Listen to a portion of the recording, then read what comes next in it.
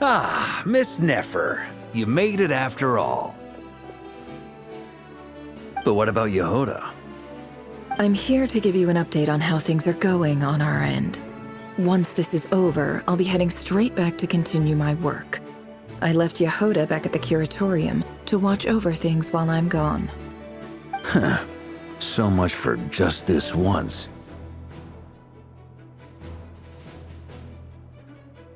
Shh! Not so loud! We're on a roll here! What if she remembers and suddenly decides to back out? Did you say something, Mr. Varka? Huh? I didn't say anything. Right, Flint's? Must have been a frog. They get so noisy around here at nighttime. It's like they're putting on a concert in the background. Anyway, before we begin, there's a few introductions to make. Let me start by saying that it's an honor to be speaking before so many distinguished colleagues and collaborators. First up, we have Miss Lauma. As Moon Chanter, she's the leader of the Frost Moon Scions, a local religious community in Nodcry. Then there's Miss Nefer, boss of the Curatorium of Secrets, and intel gatherer extraordinaire. Nefer is leading the investigation into Rerer's background, assisted by Yehoda and Lauma. From the little I've heard, they're making some great progress. Over here, we have Mr. Flint's, a ratnik and guardian of the abandoned lighthouse. In our last operation, he courageously distracted the wild hunt to buy time for the rest of us. For those of you who've never met, this is Mr. Albedo, a renowned alchemist and captain of the Knights of Favonius investigation team. By his side is a new face for us all, myself included, Mr. Durin, who has come to lend his aid. Next up, we have the Moon Maiden and former Fatui Harbinger, Miss Columbina. Then we have the Traveler, who's earned more titles than I could possibly hope to list out, so I'll spare you the rundown. And Paimon, the ultimate travel companion and quite possibly the best guide in all of Tevat. Wow! That's a lot of people! Great turnout! Miss Nefer, it looks like you might have another job coming your way, so, congratulations on the booming business, I guess. You think I haven't got enough on my hands as it is? Who's looking for me now? That would be me, Miss Nefer. I have a commission for you. And you are? Who I am doesn't matter right now. What does matter is that I'd like you to gather more intelligence about the Recher of Solnari. Well, it's not as if we never take on anonymous commissions, but in your case, I'll have to decline. I'm gonna take a wild guess and say your job's probably more hassle than it's worth. Something about you seems like bad news. It's my eyes, isn't it? Conrian, I assume. And what's with the mask? Are you trying to hide your identity? In any case, the fact that you're even still alive raises an awful lot of questions for me. My name is Dainsleif. And yes, I am from Conria. As I'm sure you're aware, the Recher of Solnari's real name is Rerir. He was once an acquaintance of mine. Really? Then you must have been quite an influential figure yourself. You flatter me, but none of that matters anymore. My point was simply to clarify why I have asked Miss Nefer to investigate Rerir's background. So you're both from Conria, and it sounds like you used to be friends? What am I missing here? Surely you already know how he became one of the Five Sinners. I'll tell you everything I know.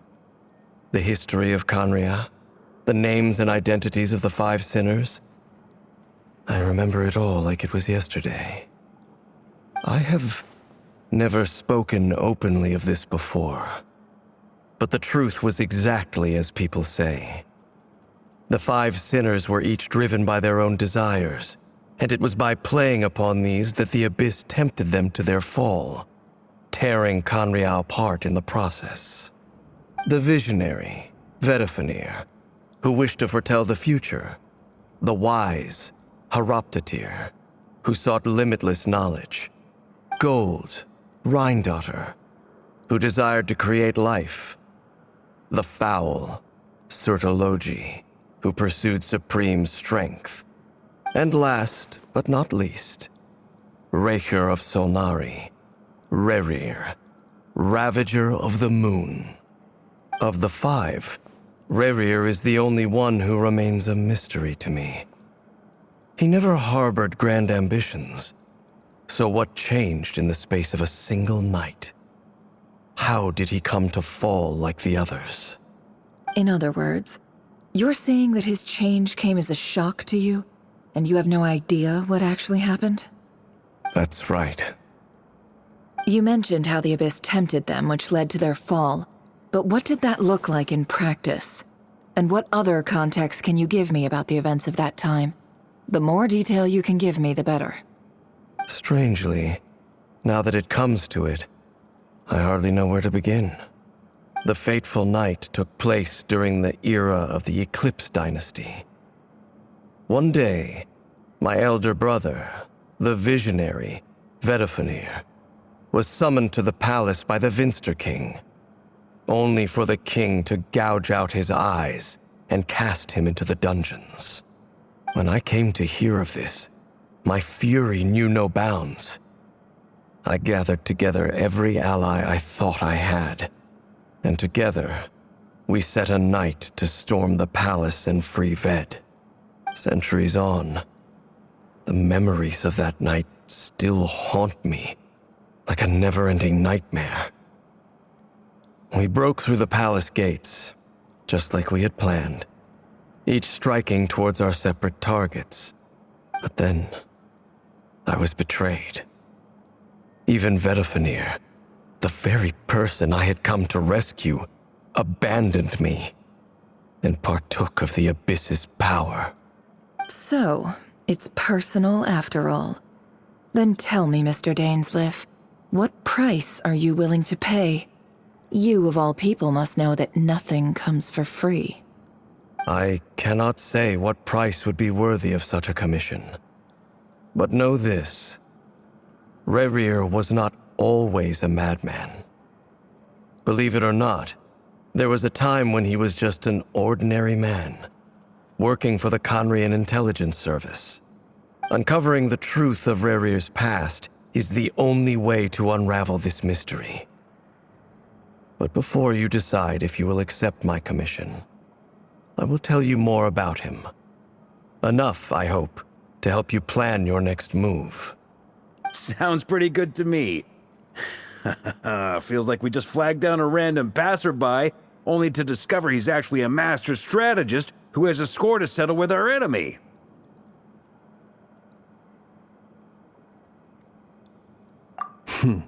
Can I borrow your halo? It could be useful in the lighthouse. Hey, enough with the wisecracks! Besides, isn't that lamp of yours bright enough already? Relax. It was meant to be a compliment. If that was a little over the top for your liking, I'll make sure to tone it down next time. I'll give your proposal some serious thought, Mr. Dainsleif. Let's speak in private once the meeting is over. Before that, there's a few things I'd like to share.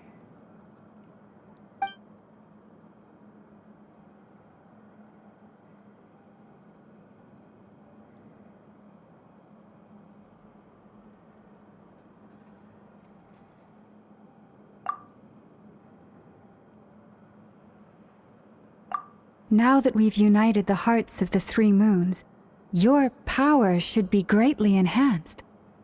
But it seems like that hasn't happened yet? I believe it will take a little longer. You've done so much for me, so I want to be completely honest with you all. Even though I'm doing a lot better now, the truth is, my recovery will likely be an ongoing process. From the moment I was born, my power has been slowly ebbing away. And that is because Tevat has never accepted me. Even with the moons united as one, it seems my rejection cannot be undone. So far, I have yet to find a solution. It may turn out to be a problem that will plague me until the day I finally leave this place behind. Even so, I will do everything in my power to help you drive out the Ray here of Solnari. As Arlecchino put it, this is not about chasing the spoils of victory. It's just a gesture of heartfelt gratitude. Kutar.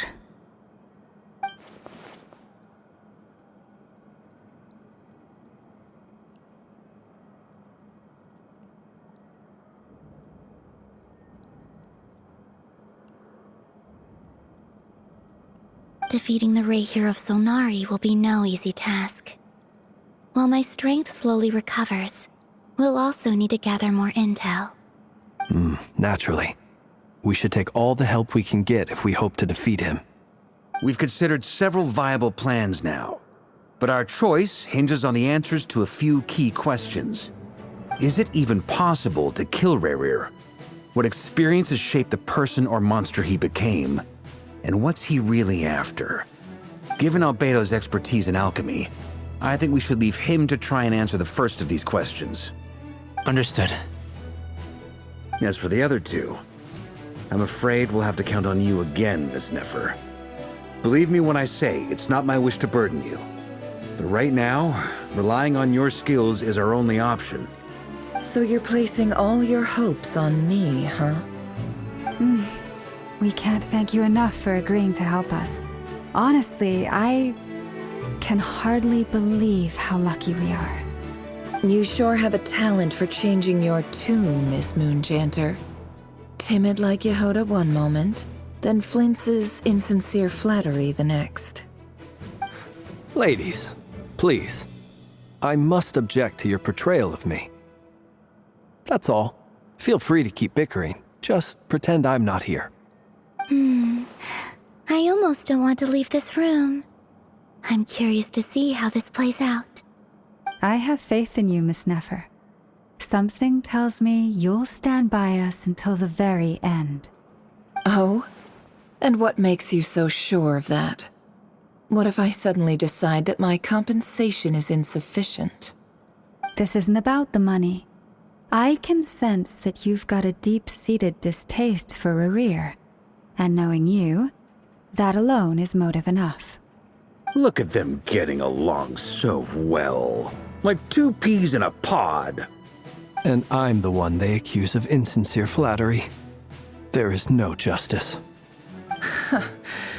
Miss Lauma, you have to understand something. Unlike you, I don't actually enjoy having everyone's hopes on my shoulders. Is that right?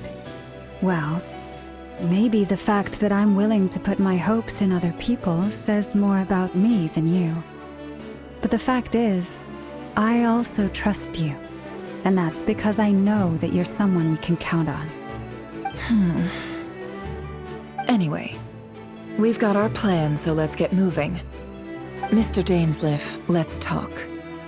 And Traveler, once we're finished, if you've nothing else planned, I'd like you to come with me. This whole experience is teaching me a lot. For instance, I now know that when other issues come up in the future, I'll have far more luck getting Lauma to convince Miss Nefer than trying to do it myself. Hate to say it, friend, but that's one of the funniest things I've heard in a while. Why? You think I've got it wrong? Quite the opposite. But what makes it so hilarious is how long it's taken you to realize.